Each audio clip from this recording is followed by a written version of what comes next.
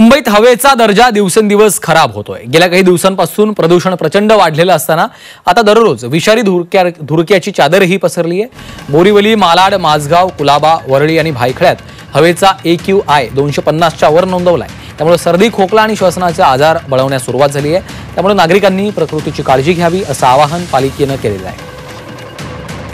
नागरिकांनी कशी काळजी घ्यायची आहे पाहूयात ग्राफिकच्या माध्यमातून। मुलांना फ्लू आणि न्यूमोनियाची लस द्यावी।